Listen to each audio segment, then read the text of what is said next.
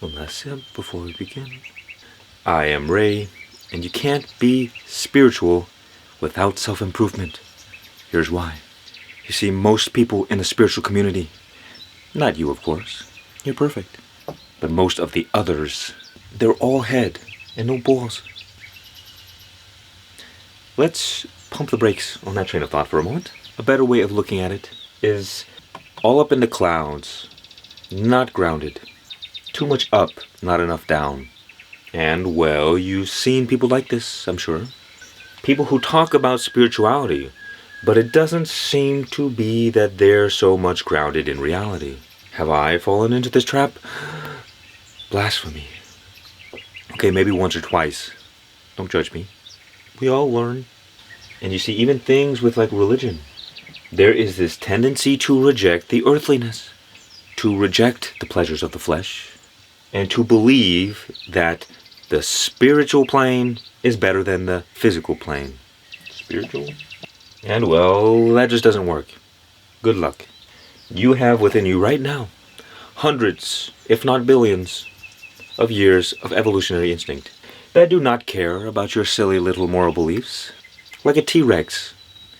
And so if you put that T-Rex in a box and say, no, stay still, you're not allowed to move, well then the T-Rex is going to find a way to break out and eat you.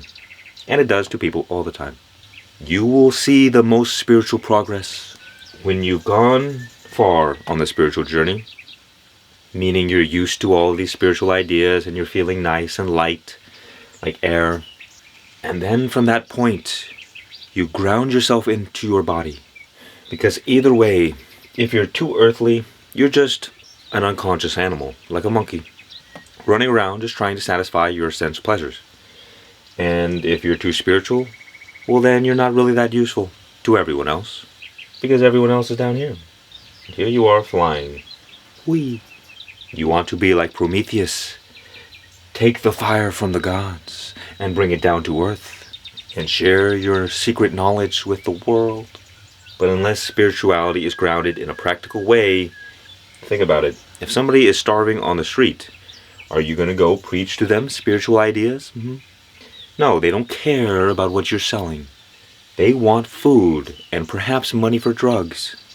You have to take care of the physical needs first before people are open to listening to you. And the way we ground ourselves to be of use for people, to the world, is through self-improvement. And you see, the problem is, if we get too lost in the sauce, we fall into traps like, well, I am already perfect as I am. I don't need to change. Reality is an illusion anyway. Why do I need to help these people? They're not even real. Nothing really matters anyway, right? You see, we have to understand we live in between two polar opposite realities. The eternal realm, which is within you, and the temporary realm, the temporary realm, which is without you. And both these realms are polar opposites, meaning they're two halves of one thing. Meaning you can't just run toward one and escape the other without creating problems in your life. Are you listening to what I'm saying? That is why grasping at religion or spirituality and rejecting the earthliness is like saying, I only want up, but no down. It doesn't make sense. You get both. And the thing is, everything that is true in the temporary realm is the opposite is true in the eternal. All the laws are flipped. So for instance, and this is where so many people get messed up, is that they mistake the two. They take the eternal laws and they try to apply it to the temporary world. It does not work. That is why, for instance, communism sucks. Because from God's perspective, everybody's equal. Everybody is the same one life, the same one consciousness. God loves us all equally, no matter how bad you are. But in the temporary world, that philosophy does not work. There are clear differences. Some people are clearly better than others, because some people provide a whole bunch of value, some people take a whole bunch of value. So you cannot just pretend that everybody is equal. Yes, fundamentally we are all equal, And from this perspective, we do not judge because everything is perfect. Life is perfect.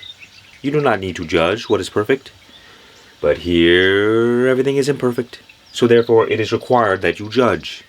You have to separate the wheat from the chaff over here. You judge people and you say, you're doing a good job, you get rewarded. You're doing a bad job, you get punished. I've been waiting to use these. You get the idea. Here you are perfect as you are. Here you are on a never-ending improvement journey. And this, you could say, is the core problem of spiritual bypassing. You try to apply these laws to this world, and it does not work. Life is a balancing act, like on a tightrope. If you go a little bit too far this way, you're going to fall. If you go a little too far this way, you're going to fall. You cannot hold on to anything. No spiritual ideas, no religious ideas, no earthly ideas. The only thing you can really hold on to is God, because God is everything. So when you hold on to God, there is nothing that you cannot hold on to. You will not fall. And even if you fall, God will help you up. And the reason people suffer so much is because they have ego identified with being spiritual. And when you have ego about spirituality, you're always holding on to an attachment. When you're attached to the spiritual realm, you automatically reject the temporary. You think it's less. So you say things like, I don't like small talk. I only like deep conversations about meaningful things. Yes, me too, my friend. But you can't have meaningful conversations if you don't have the conversation to begin with. You can't just walk up to someone and say, hello, my friend. Do you know the secrets of the universe? Because I know. No, you have to be somewhat normal. You have to fit into society. Nobody, generally speaking, nobody in my life knows that I talk about these things. If I hadn't said anything about it, nobody would know anything. Because I don't talk to people about things they have no interest in. And you'll see how this will stifle your spiritual progress. Because you will get resentful that things are not going your way. Because you think in your mind, I'm doing the right thing. I'm being spiritual. I'm being better. But then life says, smack, you're not as good as you think you are. And then you get resentful. And then you see lower life forms being more successful than you. And then you judge them and say, I am better than them. What is going on? And then one day you will realize, oh, I'm the problem. Because we've become too attached to one side or the other. Too imbalanced toward one energy. Let me be very clear. Life will tell you when you're being successful, when you're on the right path. And life will clearly demonstrate when you're not. The trick is to enjoy the journey. But the reason I say this is because in your mind, you might think you're doing the right things. But if life is not reflecting that to you, you must not be. It's like, I'm sorry if I offend somebody, but a husband who gets divorced and she takes the kids and half of all of his stuff. And he tells himself, I was doing all the right things. What happened? I'm sorry. You weren't doing the right things, because if you were doing the right things, that wouldn't have happened to you. Gotta be careful. I wouldn't want to become like Job's loser friends who blamed him for all the bad things that happened to him. The point is, when we enter onto the self-improvement journey, we start paying attention to our weaknesses, to where we need to improve, to the energy imbalances that we need to address, so that bad, tragic things don't happen to us. It's funny, my dad and I were talking the other day, and he's a very practical, grounded human being. In a lot of ways, we have opposite energy. And he made a joke at me, saying, the one thing I'm worried about you is that if you were standing in front of an oncoming truck, you would sit there and say, it's not going to hit me, it's not going to hit me, because I have unwavering faith.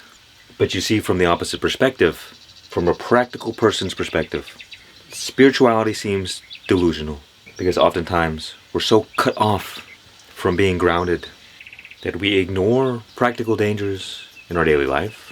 Things we do not see. For instance, there was a time where, I don't know how I got into this, one of God's tests, I guess, but I was coming out from the gym, and there was a homeless man in this kind of wheelchair. He had a broken leg, And he said, "Hey man, can you give some money?" I was like, "Oh, I'll give you some money." "Sure, fine. Just get away from me." I'm just kidding. I didn't say that. It was much worse. And so I gave him some money. And he said, "Oh, well, I gotta pay my mom. Can you go take me to see her?" He was gonna go give the money I gave him to his mom. "Okay, fine. I'll go over to wherever you need to go and drop you off. Not a problem." Sure. I just got back from the gym. I'm feeling good. So we just stuffed the big wheelchair in the back and all of his random stuff. And then we proceed to drive for like 20 minutes. Great. What did I get myself into? And so we go to this barber shop like 20 minutes away where he said his mom worked. He went in, didn't see his mom. But what I saw was I pulled up and the car next to me was an angel number on the license plate, like 444 or something. And so I thought, okay, God is in control, I think. So he comes out. Guess what? Mom's not there. So he's like, "Okay, pull around the corner right here." And so I pull around the corner behind this kind of trashy RV. He says, "I'm gonna go talk to this guy real quick." I'm like, "Okay." And so now I'm kind of upset. I don't know what's going on. Clearly have ignored some red flags. And she goes into the RV, and after like 10 minutes, I'm getting irritated. So I get out of the car and start waiting around. And he comes out, finally, and says, "What are you doing?" Starts getting, not angry, but just upset that I was standing out there.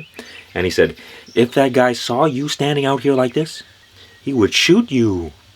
Okay, fine. Anything to get me out of here. And what I discovered shortly after is that he used the money that I gave him to buy weed. So not only did I drive him 20 minutes, but I also contributed to society's drug problem. And so at this point, I'm upset. I said, "I drove you all the way out here to buy weed? Are you serious?" Then he starts giving excuses. And then at that point, I assumed I was going to drop him off. But then he said, "Well, can you take me back to where we started?" Luckily, I didn't have the swords with me. And so we went back to where we started. And at the end of it all, gave me a little pouch of weed for my troubles. The point is, and I later learned the lesson that God was trying to teach me, but that is not the point. The point is, because I was ungrounded, I was blind to the details of my reality, if that makes sense. Part of it is being an intuitive type. So most spiritual people are intuitives. Not all of them, of course. But practical, grounded people are sensing types. These are opposites. So they don't really understand each other all that well. The sensing person sees the evidence directly in front of them and then makes a conclusion about the nature of reality. Whereas the intuitive type taps into their inner wisdom and makes a conclusion about reality that way. And the point is, a sensing type would have never gotten into my situation because they would have figured it out right away. Oh, this person is a walking red flag. Do not let them into your car. Do not drive them 20 minutes away. Do not park behind this sketchy RV. Perhaps you should not even give them money.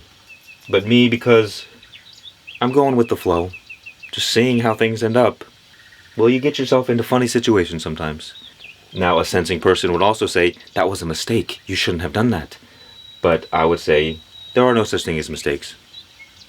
And you can see why they don't vibe very well. But as an intuitive type, unless you develop your sensing function, which is your inferior function, the problems you experience in life will be because of this. That is why we become grounded. That is why we embark on a journey of self-improvement. The intuitive types will always judge the sensing types as being uncreative, too practical, being blind, too animalistic. And the sensing types will always judge the intuitive types as your head's up in the clouds, you're naive, you're delusional, you're cut off from reality.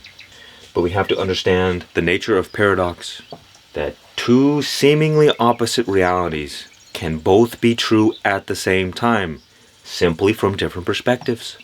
These people are not wrong, these people are not wrong. They're just looking at life differently. But if you want to look at life clearly, you combine the two and you become unstoppable. And you see, the difficult thing will be is that as you go deeper on the spiritual path, you tap into your inner wisdom, the source of peace, love, and joy. You naturally become content and satisfied by default, which means you don't really have any desire to improve your life. Because from the earthly perspective, we are motivated by animalistic drives to run away from pain and pursue pleasure. And our body, our emotions, are what drive us to act. But on the spiritual path, you will tap in to the power of God and be at peace all the time. So you do not have this to drive you to do things. You're not motivated by pain and you're not motivated by pleasure because, well, you don't really suffer. And you're already tapped in to the ultimate source of pleasure. So what to do? Well, you have to find a different source of motivation, my friend. And what I've come to see is that it's much more of a logical thing for me to improve than it is an emotional drive. From the spiritual perspective, you become more godlike. From the earthly perspective, you are more animal-like. You are both, but some people are dominant in one of two energies. On the earthly plane, you have somebody like David Goggins, a master of discipline, a master of pain. But if you're heavily on the spiritual path, this will just not make sense to you. Because why, if you're feeling good all the time, would you unnecessarily put yourself in unbearable pain? For what? What's the purpose? But you can still achieve David Goggins-like things if you want to. But instead of being motivated by pain and pleasure, you're motivated by self-mastery. You could say both people are motivated by self-mastery. They just have different drives. Here is an example. I have no motivation to go to the gym. It just happens. I just do it. I don't use discipline to go to the gym. It's just a habit. I enjoy going to the gym, so I do it. But if I skip a day at the gym, I don't care. Whether I go to the gym, whether I don't go to the gym, makes no difference to me. But from this perspective, one would punish themselves for not doing the right thing, and maybe reward themselves for doing the right thing. I'm simply trying to paint a picture of how to achieve self-mastery from the spiritual perspective. Because almost everybody on the spiritual journey experiences a lack of motivation, a lack of desire to do anything. You just sit around all day, completely fine. And that will upset people. Because our ego is saying, no, do something, for God's sake. Don't just sit there, you're being lazy. So all these thoughts come up. But you know that you're not your thoughts. You know you don't have to believe your thoughts. But there is a part of you that wants to do things, that wants to live, that doesn't want to just sit around and meditate all day. And so the trick is, fundamentally, we want to embark on a journey of self-discovery. And this journey has two paths, the inner path and the outer path. The outer path is the path of self-improvement. The inner path is the spiritual journey. Depending on the momentum of your life, of your trajectory, you will need to go all the way on one or the other. Because these two paths are opposite in nature. Meaning they will contradict each other. And if you stay stuck in the middle, you will be frustrated. The spiritual journey is all about surrender. Well, the self-improvement journey is more about control. Controlling your body, controlling your mind, controlling your reality. The spiritual journey is all about acceptance. Accepting yourself for who you are right now. Whereas the self-improvement journey is about never accepting yourself. Because once you accept yourself, you have no desire to improve. You can always be better. You could always do more. You can say, this is self-judgment. And you see, on my path, I tried to go this way for a long time, and I experienced nothing but struggle and suffering. It wasn't until I completely surrendered and went all in on this path, am I now able to master this one. And so I would make the decision, which path do you want to go down first? And the decision is probably already made because you're probably deep in one or the other. Probably this one, if you're listening to this channel. Maybe if David Goggins is listening to this channel, then he can embark on the spiritual journey. But what happens once you go all in on this? You're still going to be living your life. You're still going to be doing things. Both paths happen at the same time. It's just you have to prioritize one. And the key to all of this is paradox. If you cannot understand paradox, you will struggle greatly through life. Because these two paths that contradict each other have to be taken at the same time. And because that is difficult, we get attached to one path over the other. But again, life is a balancing act. The more you ignore one of these paths, you're going to create problems in your life. Because you're out of balance, you're out of harmony. And so what does this look like? Use the bathroom first. Where's my mic here? What has happened? So the way I experience life. I take the path of least resistance, always. Which means I don't put in effort. I don't try. I don't struggle to do anything. Complete surrender to life as it is. Complete acceptance of every experience, no matter what. Complete non-resistance to life.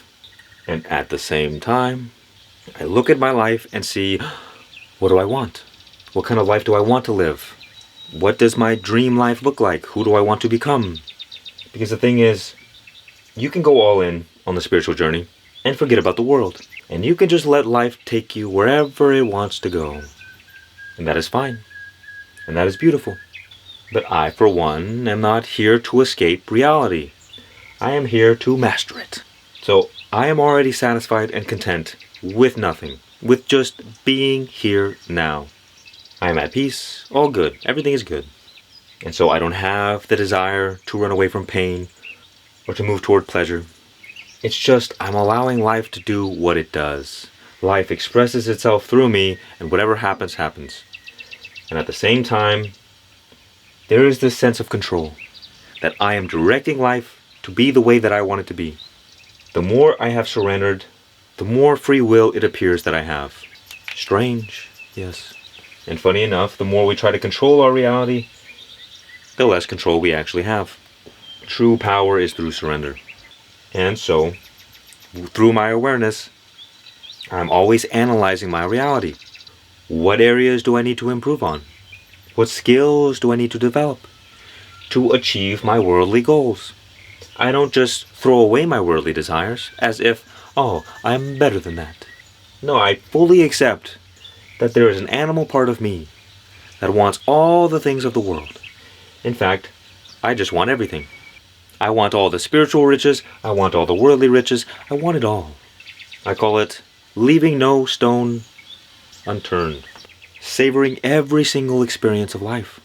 Not trying to escape it, not trying just to indulge in temporary pleasures, but to be in the world, not of the world. And so even though I'm already perfectly satisfied and happy as I am, that doesn't stop me from improving. And this whole thing is messy. Because you might say, well, you have desires to fulfill certain things, do you not? Desire for pleasure, avoiding pain of not living your dreams. And from my experience, the difference is, there is no emotional charge behind it. It's just a very logical, I want this. I think the difference is that there's no attachment to desire and to avoiding. So on one level, we strive toward our dream life. And in the same moment, we give it all up to remain in the present moment. I can judge myself from a neutral lens, not beating myself up, but simply recognizing where I can improve. Because the body will always need improvement, the mind will always need improvement. But because when you're tapped in to Source, you recognize your perfection, and you recognize the perfection of life. And that is how you can be at peace and still improve. That is how you can be satisfied and still strive toward your worldly ambitions. And in fact, once you master this, you become more powerful than everybody else because you tap into your God power. And in Eastern philosophy, it is said, I don't remember exactly the story, but there goes that one day a man saw a great wall, and he climbed up on the wall and peeked over, and he saw a great party happening. Oh, this is so amazing, how incredible. And so he hops over the wall and goes and joins the party. Another man comes by, and does the same thing. He peeks over, oh, amazing. And then he looks back at the world, and then he decides to hop over. And the third man comes along and peeks over the wall and says, oh, this is amazing. I'm going to go tell everybody about it. And instead of jumping over the wall and joining the party, he brings others to the party. I'll find the story later to be more accurate, but the point is that these are representations of the different types of liberated beings.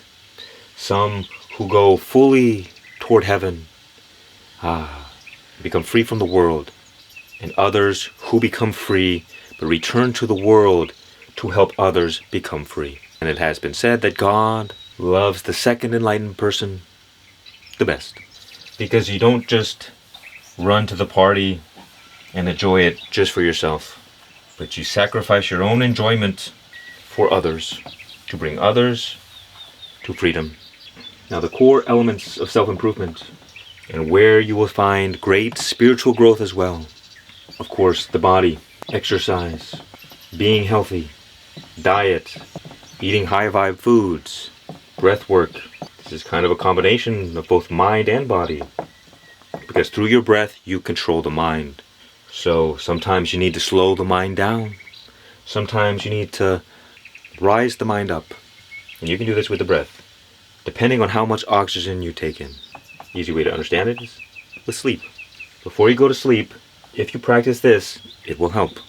You slow the breath down, and you take greater pauses in between breaths, and a shorter inhale, like this.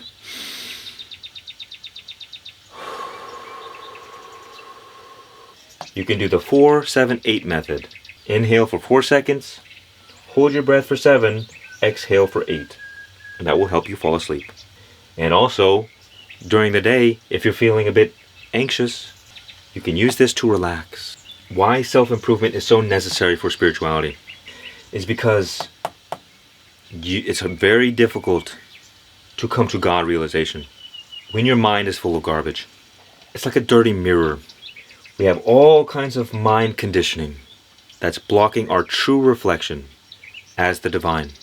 And so in order to recognize our true nature most easily, we have to begin cleaning the mirror, cleaning our mind of mind stuff. Most people are like hoarders. They have so many boxes in their house mind that they're always cramped and they're always just trying to get by barely. Time for spring cleaning. All these beliefs, all these ideas, they can make us claustrophobic.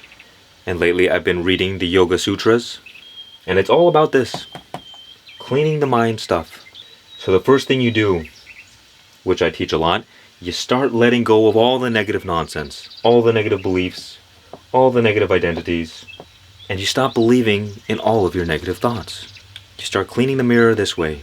Once you enter into a state of psychological hygiene, it becomes much easier for you on the spiritual path. Another way to do this is through exercise, because the reason we have so many mental health problems in this day and age is because people are sitting around doing nothing, thinking too much. If you want to have a terrible life, have a still body and an active mind. And if you want to live your best life, have an active body and a still mind. If the quality of your body is negative, your mind will become negative, because your mind is a function of your brain. And if your mind is negative, your soul will become negative. All the body, the mind, and the soul are all connected. Each one will influence the other. And so, if you take care of the body, your mind will become clearer. It will be easier to do your spiritual practice. When the body is right and the mind is right, the soul too will be right. You cannot neglect one for the other. And well, for the soul, that's the spiritual journey. You see, the mind is like a garden. The Garden of Eden, actually. But because we have allowed so many negative beliefs, so many negative thoughts to fester, so much conditioning, our mind garden has been overrun with weeds and plants that bear bad fruit. And so you want to begin pruning the negative plants. And then you'll feel some relief. And now a lot of the spiritual things will begin to actually make sense. Because your body will bring you down to lower and negative states of being. Negative mind will bring you down to negative states of being, in which you cannot see reality clearly. Think about when you're feeling negative or when you're feeling depressed. Life doesn't feel like it's worth living. Or when you're angry, you're just waiting for the next person to say the wrong thing, and you're about to take your anger out on them. Let me hide the swords from you, dangerous person. But think about when you're in love. Life seems to be full of love. Everything is good. Everything is amazing. Nothing can go wrong. Our state of being influences our entire reality. And so people struggle on the spiritual path because we gather all of these spiritual ideas. And that's nice. But they don't mean anything. Ideas don't mean anything. Unless you can practically apply them to your daily life. And so one nice tip is that if a spiritual idea is not measurably helping you in your life, throw it away. At least put it down. Stop thinking about it. Because if it's not helping you, it's a distraction. It may be true. It may be right. But just because something is true doesn't mean you really understand it. We might believe something that is true, but our interpretation of it is wrong. Therefore, it will have a negative impact on our life.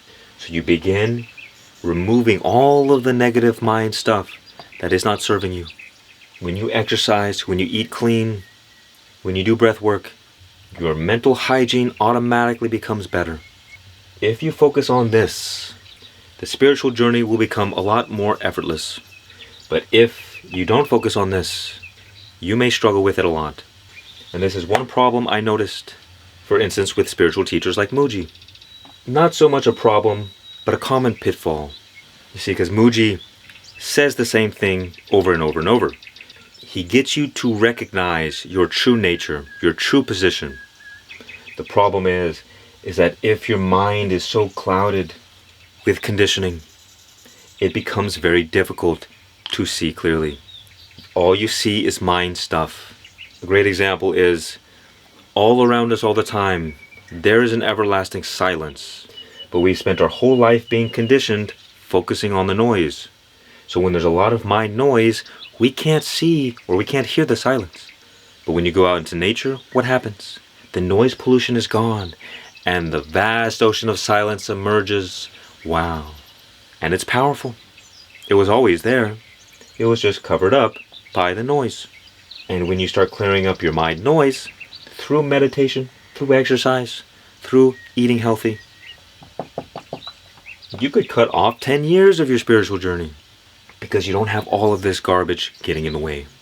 So don't make the mistake of putting the spirituality on a pedestal and putting down the body or the mind, because you cannot reject any one of the parts without also rejecting the whole.